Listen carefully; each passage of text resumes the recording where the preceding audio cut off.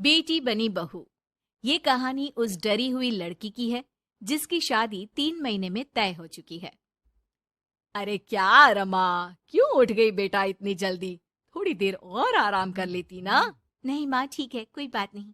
ये बताओ, चाय के साथ नाश्ते में क्या लोगी? अरे कैसी बात कर रही है रमा, कल तक तो तू ऑर्डर दिया करती थी कि ये खाना है वो खाना है, आज तू हमें पूछ रही है, क्यों बेटा? माँ अब ऐसे ही, बोलिए ना क्या खाएंगी? बेसन की रोटी बना दूं दही के रायते के साथ? माँ कुछ सोचती है फिर कहती है, अच्छा सुन, ये बता, रोहन का फोन आता है? शादी होने वाली है तेरी उससे, बात करती रहा। माँ बात होती रहती है, मॉर्निंग में मैसेजेस भी डालती हूँ। अच्छा माँ, नाश्ता बना कर आती हूँ। ये बदलाव रमा में अचानक आए थे। कहाँ तो वो देर से उठती, बिस्तर पर ही नाश्ता खाना और आराम से नहाना। माँ ने बचपन से ही किसी राजकुमारी की तरह रखा। पढ़ने में होशियार और काफी सोचने वाली लड़की थी रमा। क्या बात है, आज तो नाश्ता बिल्कुल अलग बना है। ये कॉम्बिनेशन अपने घर में तो मैंने नहीं खाया। पापा, वो रोहन की मम्मी सोमवार को यही खाती है, इसलिए मैंने बनाया सीखने के लिए। ठीक नहीं लगा तो कुछ और बना देती हूँ। अरे नहीं नहीं, हमारी समधन जो खाएगी हम भी साथ बैठकर वही खा लेंगे।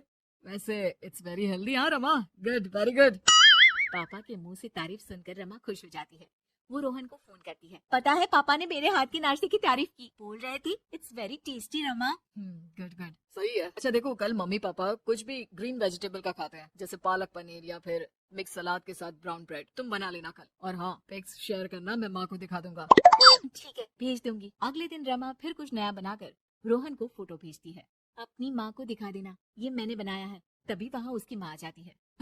ये क्या बेटा, ये हाथ कैसे चल गया तुम्हारा? अरे कुछ नहीं माँ, वो तो बस ऐसे ही। आप बताओ ना क्या चाहिए? अरे कुछ नहीं बेटा, ला मैं हाथ में दवा लगा देती हूँ। माँ हाथ में दवा लगा रही थी कि पता नहीं रमा क्या सोच रही थी, थोड़ी परेशान सी थी। क्या हुआ रमा, क्यों परेशान लग रही हो? रोहन से कोई बात हुई है क्या? नहीं माँ, आज जो बनाया उसकी फोटो मांगी थी रोहन ने, दे तो दी लेकिन अभी तक कोई रिप्लाई नहीं आया। माँ कुछ सोचती है, फिर रमा के फोन से उसके जले हुए हाथ की फोटो खींचकर भी रोहन को भेज देती है। अरे माँ, ये क्या कर रही हो? वो सोचेगा कि मुझे काम करना आता ही नहीं। हाँ तो सोचने देना, पढ़ाई में नहीं मिल पाता था वक्त, जितना सीखा है काफी है। वक्त के साथ ही खाना बनाना, घर संभालना सब कुछ आ जाता है। थोड़ी देर में रमा के फोन का मैसेज बजता है। रमा के पास रोहन का फोन आ जाता है।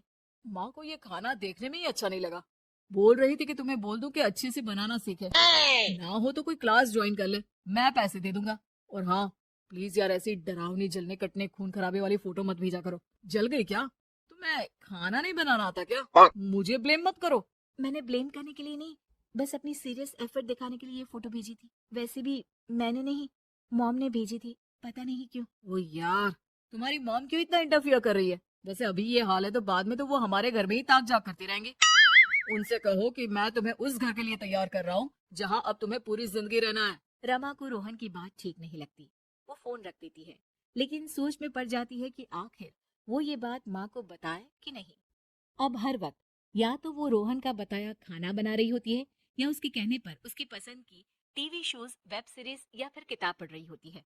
क्या बात है रमा, आजकल मैं देख रही हूँ कि तुम बहुत परेशान सी रहने लगी हो, कोई बात हो तो बता दो बेटा। नहीं माँ, वो रोहन ने कहा था कि उसकी पसंद मुझे पता होनी चाहिए, जिससे कल को हम साथ हो तो हम लोग मिलकर अच्छे से बात कर पाए। उसने कुछ वेब सीरीज देखने को कहा था, लेकिन क्या कहूँ माँ, मेरी तो समझ में ही नहीं आ रही वेब सीरीज। अरे तो बोल देना रोहन को नहीं देखनी, या फिर एक काम कर, तू उसे अपनी पसंद का सिर्फ एक गाना सुनने को बोल। ला मैं मैसेज कर देती हूँ। नहीं, नहीं, नहीं, अब तो रहने दो। पिछली बार भी जब मैंने उसे बोला कि आपने मैसेज किया है तो वो गुस्सा हो गए थे। अच्छा, क्या बोल रहा था? यही कि माँ क्यों इंटरफेयर कर रही है, मैं तुम्हें उस घर के लिए तैयार कर रहा हूँ जहाँ तुम्हें पूरी जिंदगी रहना है। माँ अब समझ जाती है कि रोहन उसकी रीमा के लिए ठीक नहीं है। रहने दे रीमा, ये रोहन मुझे ठीक नहीं लगता, तू बोल तो मैं कोई और रिश्ता देखूं। अरे नहीं माँ, मेरे पूरे फ्रेंड सर्कल में ये बात हो गई है, नाते रिश्तेदार आस पड़ोस सभी। हाँ ठीक है बेटा, चल कुछ दिन और देख ले, लेकिन ये मत सोचना कि यहाँ शादी नहीं हुई तो कुछ बुरा हो जाएगा। ये देखना कि इससे शादी हुई तो भविष्य कैसा रहेगा,